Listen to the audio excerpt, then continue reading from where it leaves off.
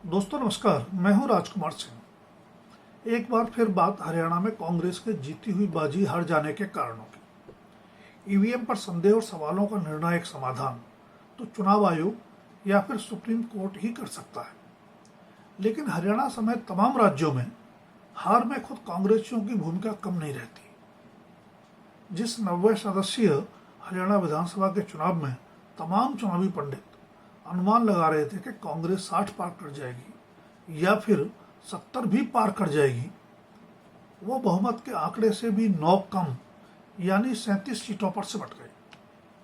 हरियाणा के इतिहास में बीजेपी के रूप में पहली बार कोई राजनीतिक दल लगातार तीसरी बार सरकार बनाने का जनादेश पाने में सफल रहा।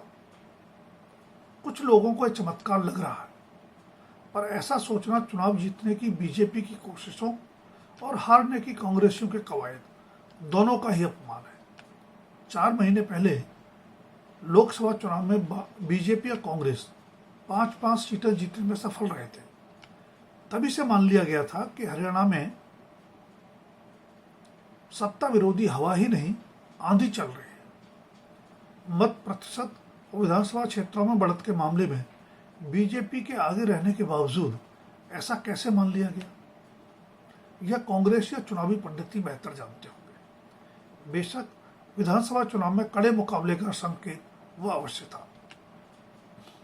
लोकसभा चुनाव से लेकर सबक लेकर बीजेपी खिसकते जनाधार को बचाने में जमीन पर जुट गई, तो कांग्रेसी सत्ता में वापसी के हवाई किले बनाते हुए आपस में ही लड़ने लगे।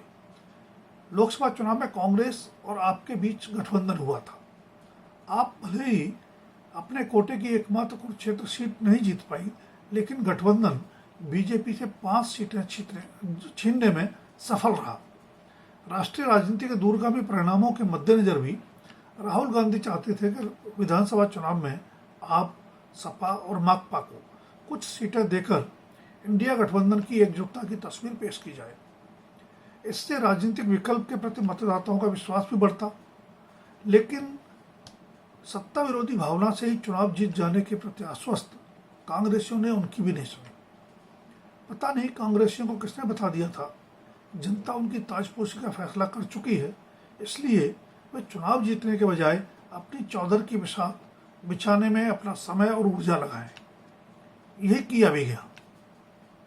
सपा से तो बात भी नहीं की गई, आपसे बातचीत हुई पर उसे सिरे नहीं चढ़ने दिया गया। एक और सत्ता विरोधी मतों का विभाजन रोकने के लिए कांग्रेस ने कोई कोशिश नहीं की, तो दूसरी ओर आईएनएलडी बीएसपी और जेजेपी एएसपी गठबंधनों के अलावा आपकी अलग उपस्थिति ने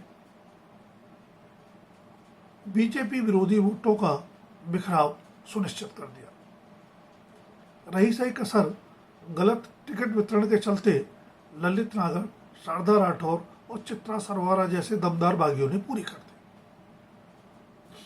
जो कांग्रेस उम्मीदवारों से भी ज्यादा मत लेकर बीजेपी की जीत में मददगार बने। बहादुरगढ़ से कांग्रेस के बागी राजेश जून तो चुनाव भी जीत गए, अब वह बीजेपी का समर्थन कर रहे हैं।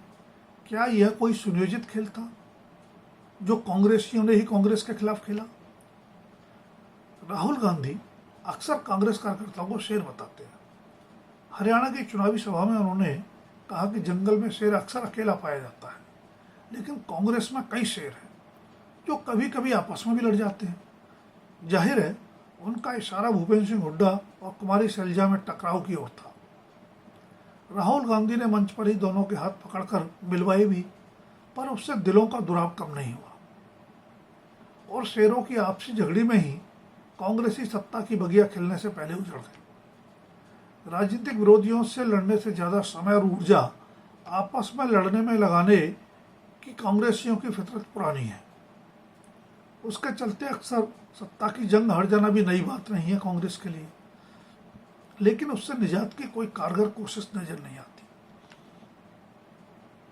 ईवीएम पर उठते संदेह और सवालों के बावजूद इस सच से मुंह नहीं चुराया जा सकता कि मैं नहीं तो कोई भी नहीं कि निजी महत्वाकांक्षाओं से ग्रस्त कांग्रेसियों ने हरियाणा में हार खुद ही सुनिश्चित की। दूसरे राज्यों में भी कांग्रेसी ऐसा ही गुल खिलाते रहे, जिनके परिणाम की जिम्मेदारी और जवाबदेही अंततः राहुल गांधी पर आ जाती है। अतीत में ज़्यादा न भी झांकें तो पिछले साल हुए राजस्थान, मध्य प्रदेश और छत्तीसगढ़ के विधानसभा चुनावों में वहाँ के कांग्रेसी मठाधीशों ने इंडिया गठबंधन के घटक दलों से तालमेल की बाबत राहुल गांधी की एक नहीं सुनी। हालांकि नरेंद्र मोदी की बीजेपी को सत्ता से बेदखल करने के संकल्प के साथ कुछ महीने पहले ही विपक्षी एकता की नींव रखी गई थी। एकजुटता की तस्वीर से विपक्ष बड़ा राजनीतिक संदेश दे सकता था, पर राज्यों में कांग्रेस पर काबिज मठाधीश अपनी राजनीति से आगे देखते ही कहाँ हैं। इसीलिए तो कमलनाथ ने देश के सबसे बड़े राज्य उत्तर प्रदेश के पूर्व मुख्यमंत्री के बारे में टिप्पणी की थी कि कौन अखिलेश वखिलेश। विधानसभा चुनाव में जिस सपा को एक दो सीट के लायक नहीं समझा गया, औंधे मुंह गिरने के बाद खिसियाते हुए उसके लिए फिर खजुराहो लोकसभा सीट छोड़ दी गई। राजस्थान और छत्तीसगढ़ में भी कांग्रेस के अहंकारी मठाधीशों का यही रवैया रहा। इस बात की गारंटी नहीं कि इंडिया गठबंधन के घटक दलों या अन्य छोटे क्षेत्रीय दलों के साथ से मध्य प्रदेश, राजस्थान और छत्तीसगढ़ की सत्ता कांग्रेस जीत ही जाती, लेकिन वह जीत के लिए 72% निश्चय ही होती है। लोकसभा चुनाव में राजस्थान और हरियाणा के परिणाम भी ये संकेत देते हैं कि एकजुटता से विपक्ष की चुनावी संभावनाएं बेहतर हो जाती हैं और बीजेपी के लिए चुनावी रण कठिन। लेकिन लगता नहीं कि कांग्रेसी सबक सीखने में विश्वास रखते हैं। वैसे निजी महत्वाकांक्षाओं से ग्रस्त जो मठाधीश अपने दल के सभी नेताओं को साथ लेकर नहीं चल सकते, उनसे यह अपेक्षा भी अनुचित लगती है कि वे अन्य दलों को साथ लेंगे। हरियाणा में 14 विधानसभा सीटों पर निर्दलीयों और छोटे दलों के उम्मीदवारों को हार जीत के अंतर से ज्यादा वोट मिले। अब यह तो गणित की सामान्य समझ रखने वाला भी समझ सकता है कि अगर इंडिया गठबंधन के घटक दलों से तालमेल करते हुए सही टिकट वितरण किया गया होता तो कांग्रेस के हाथ हार नहीं जीत आती। बेशक शीर्ष नेता होने के नाते चुनाव दर चुनाव हार की जिम्मेदारी और जवाबदेही से राहुल गांधी मुंह नहीं चुरा सकते, लेकिन अगर भविष्य में कांग्रेस की किस्मत बदलना चाहते हैं तो उन मठाधीशों से सख्त जवाब तलबी का समय आ गया है जो जीत के दावे और वादे करके मनमानी करते हैं। दोस्तों, अगर वीडियो पसंद आए तो लाइक, शेयर और सब्सक्राइब अवश्य करें। धन्यवाद। अभी के लिए इतना ही। जल्द फिर मिलेंगे किसी नए विषय के साथ।